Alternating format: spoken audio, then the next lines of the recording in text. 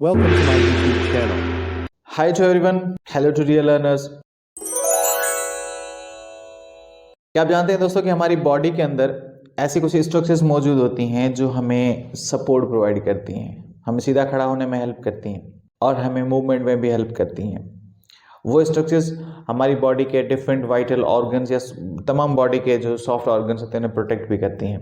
Yes, ऐसी हमारी body के अंदर एक स्ट्रक्चर मौजूद है जिसे हम स्केलेटन कहते हैं। स्केलेटन के बेसिकली हम तीन फंक्शन डिफाइन करते हैं कि स्केलेटन वो स्ट्रक्चर जो हमारी बॉडी को एक फिक्स शेप प्रोवाइड करती है। हमारी जो भी शेप है या ऑर्गेनिज्म की जो भी शेप होती है वो उनके अंदर मौजूद स्केलेटन या सपोर्ट की वजह से होती है। जैसे फॉर एग्जांपल अगर अपना एग्जांपल ले लें तो हमारी बॉडी के अंदर जो भी शेप है हमारी बॉडी के अंदर मौजूद स्केलेटन की वजह से है, वो बोनी हार्ड स्ट्रक्चर जो हमारी बॉडी के अंदर मौजूद है उसकी वजह से। जैसे हमारी बोन होगी, जितनी बड़ी साइज बोन होगी उतना हमारी बॉडी का स्ट्रक्चर बड़ा हो सकता है या छोटा हो सकता है। तो ये स्ट्रक्चर हमारी बॉडी को फिक्स शेप प्रोवाइड करती हैं। नंबर 2 को मूवमेंट में भी हेल्प करती है। तो ये जो स्केलेटन मौजूद है या ये जो भी स्ट्रक्चर्स हमारी बॉडी के अंदर मौजूद है, जिस टाइप की भी मौजूद है, इसके अंदर ज्वाइंट्स होते हैं या तो फिर किसी तरह ये हमें एक जगह से दूसरी जगह पे लोकोमोशन करने में या हमारी बॉडी पार्ट्स को मूव करने में भी हेल्प करती है। तो बेसिकली ये दूसरा फंक्शन हो गया। तीसरा फंक्शन ये स्केलेटन या जो भी हार्ड स्ट्रक्चर हमारी बॉडी के अंदर मौजूद है ये हमारी बॉडी के ऑर्गन्स को प्रोटेक्ट करती है। तो इस स्केलेटन के बारे में आज जानते हैं कि इसकी कितनी टाइप्स होती हैं और किन किन ऑर्गेनिज्म में ये मौजूद होती हैं। स्केलेटन के बेसिकली 3 टाइप्स हैं। नंबर 1 हाइड्रोस्टैटिक स्केलेटन या इसे हाइड्रोस्केलेटन भी कहा जाता है। Number 2 exoskeleton and number 3 endoskeleton. Hydrostatic skeleton को हम हाइड्रोस्केलेटन भी कहते हैं। लफ्ज़ हाइड्रो का मतलब है जल लाइक और फ्लूइड लाइक। ये छोटे ऑर्गेनिज्म जैसे निडेरिया फाइलम हो गया, जैसे वर्म्स हो गए, जैसे प्लेटियलमेंथस हो गए या एनिलिडस हो गए या कुछ इंसेक्ट होते हैं, उनकी बॉडी के अंदर उनकी बॉडी एक फ्लूइड से भरी होती है।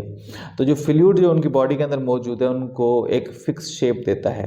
शेप के बाद ये उन ऑर्गेनिज्म के अंदर मौजूद फ्लूइड कॉन्ट्रैक्ट एंड रिलैक्स पे होता रहता है। तो इसके अंदर जो कॉन्ट्रैक्शन है, एक्सपेंशन की जो एबिलिटी है इन ऑर्गेनिज्म को मूव करने में भी हेल्प करती है और उनको फिक्स शेप प्रोवाइड करती है। तो इस तरह के स्केलेटन को हम हाइड्रोस्टैटिक स्केलेटन या हाइड्रोस्केलेटन कहते हैं। ये इसे गैस्ट्रोवेस्कुलर फ्लूइड भी कहा जाता है। उसके बाद दूसरा जो स्केलेटन का टाइप है उसे जिसे हम एक्सोस्केलेटन कहते हैं। The word exo means outer, skeleton means the frame of hard structures. Exoskeleton जो होता है, नाम से ही आपको पता चल रहा है कि ये बॉडी के बाहर मौजूद होता है। मिसाल के तौर पे आपने देखा होगा कि टर्टल के बाहर एक आउटर पैकिंग होती है जो उनकी बॉडी को प्रोटेक्ट करती है, क्योंकि उनकी बॉडी के इनर पार्ट सॉफ्ट होते हैं, तो ये उनकी बॉडी के बाहर मौजूद होता है।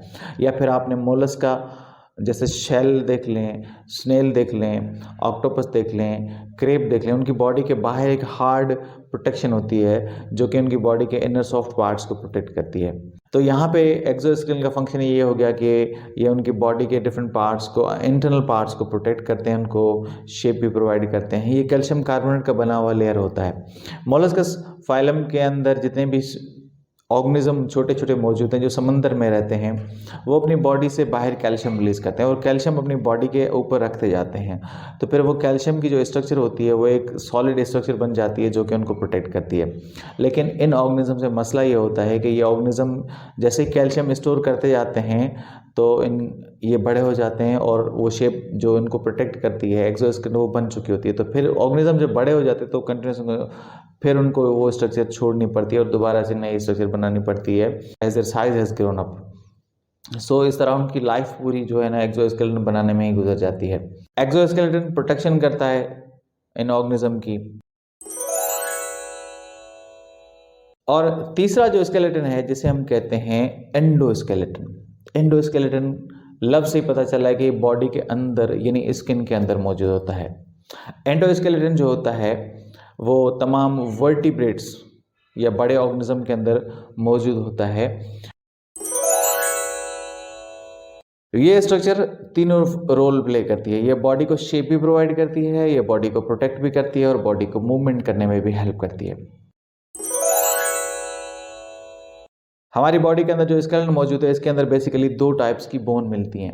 एक टाइप की बोन जिसे हम कहते हैं कार्टिलेज बोन, और दूसरी टाइप की जो बोन होती है उसे हम कहते हैं कॉम्पैक्ट बोन और हार्ड बोन। तो बेसिकली इस स्केलेटन के अंदर दो टाइप्स की बोन मिलती हैं, एक कार्टिलेज बोन जिसे हम सॉफ्ट बोन कहते हैं और दूसरी वो बोन जिसे हम हार्ड बोन या कॉम्पैक्ट बोन कहते हैं। सबसे पहली वजह इन दोनों की हार्डनेस और सॉफ्टनेस की पीछे ये है कि इन सेल्स, अगर कॉम्पैक्ट बोन के सेल को देखें तो उनके सेल के बाहर एक स्पेशल एक प्रोटीन मौजूद होता है जो कि इनको हार्डनेस प्रोवाइड करता है, जिसे हम कोलेजन प्रोटीन कहते हैं।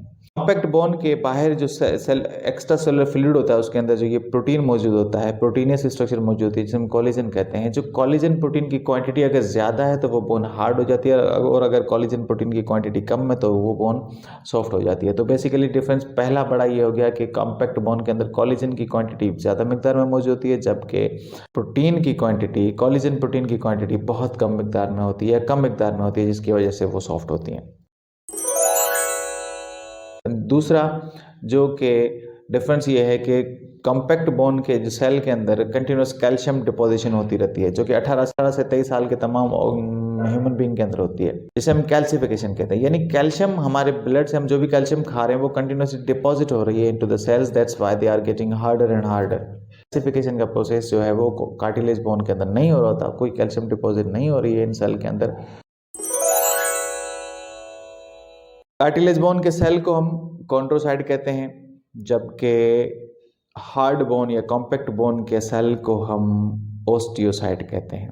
कॉम्पैक्ट बोन के जो सेल होते हैं, कॉम्पैक्ट बोन के अगर हम पोर्शन को देखें तो उसके अंदर हमें 3 तरह के बेसिकली सेल मिलते हैं। एक सेल जिसे हम ओस्टियोब्लास्ट कहते हैं।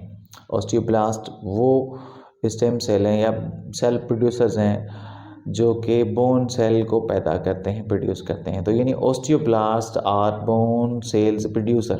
सेल बोन के खुद के जो मैच्योर सेल होते हैं जिन्हें हम ओस्टियोसाइट्स कहते हैं, जबकि जब ये सेल कमज़ोर हो जाते हैं तो इनको डिस्ट्रॉय करने वाले, इनको खाने वाले, इनको इंगल्फ करने वाले एक और सेल होते हैं जिन्हें हम ओस्टियोक्लास्ट कहते हैं, जो कि मल्टी न्यूक्लिएटेड होते हैं। Osteocytes and osteoblast are uninucleated cells. Cartilage bone की एक पोर्शन को अगर हम देखें तो इन सेल के बाहर भी एक्स्ट्रा सेलुलर फ्लूइड मौजूद होता है, जिसके अंदर अप्रॉक्सीमेटली 70 से 75% पानी होता है। कॉन्ड्रोसाइट सेल की उम्र की बात करें तो इनकी अप्रॉक्सीमेटली एज 15 से 17 दिन की होती है। कार्टिलेज बोन के हम 3 एग्जाम्पल डिस्कस करते हैं यहाँ पे। कार्टिलेज बोन का पहला टाइप हायालिन कार्टिलेज है, दूसरा फिब्रोकार्टिलेज है और तीसरा इलास्टिक कार्टिलेज है। कार्टिलेज बोन अनन्यूरल, यानी इनके अंदर कोई भी न्यूरॉन्स नहीं होती और they are non vascularised structures, इनके अंदर कोई भी ब्लड कैपिलरीज नहीं होती। तो ये खाना कैसे लेते हैं? सिंपली इनके सेल खाना डिफ्यूज, एक सेल से दूसरे सेल तक डिफ्यूज करके पहुंचाते हैं। तो अगर ये कार्टिलेज बोन अगर डैमेज भी हो जाती है तो बहुत स्लो रिपेयर होती है। कॉम्पैक्ट बोन के अगर सेल की बात करें, टेक एन एग्जाम्पल, हम एक छोटा सा पोर्शन लेकर स्टडी कर रहे हैं, उस पोर्शन को हम ऑस्टियन कहते हैं। ऑस्टियन इज अ स्मॉल यूनिट और पोर्शन ऑफ बोन सेल्स। उसके अंदर जो ब्लड वेजल्स आ रही होती हैं उसे हम ऑस्टियम कहते हैं।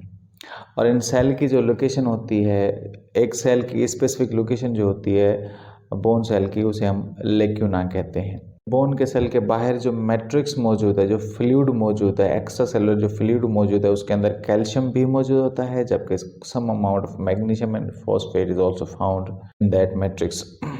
ये सेल जो होते हैं आपस में कम्युनिकेट भी करते हैं। तो इस स्मॉल ट्यूबुलर या वेस्कुलर स्ट्रक्चर जो होती हैं, जो इन सेल्स को आपस में कम्युनिकेट करने में हेल्प करती हैं, उसे हम कैनालिक्यूली भी कहते हैं। एक बोन के बाहर जो स्पेशल टाइप ऑफ लेयर होता है जिसे हम पेरियोस्टियम कहते हैं। ये पेरियोस्टियम वो लेयर होता है जो कि बोन के ऊपर फ्लैश को अटैच होने के लिए जगह प्रोवाइड करता है, साइड प्रोवाइड करता है। Periosteum is a place where the muscles get attached with a special type of attaching tissues, connective tissues that are called ligament and tendon. Tendon वो टिश्यूज होते हैं जो इन बोन के ऊपर आकर मसल्स को चिपकाते हैं, जबकि लिगामेंट वो टिश्यू कनेक्टिव टिश्यू होते हैं जो एक बोन को दूसरी बोन से आर्टिकुलेट करते हैं या ज्वाइन करते हैं। तो दोस्तों उम्मीद करता हूँ आज के टॉपिक से आपको कुछ चीज़ें सीखने को मिली होंगी। चीज़ों को शेयर करें, दूसरों तक पहुँचाएँ, चैनल को लाइक करें एंड सब्सक्राइब करें।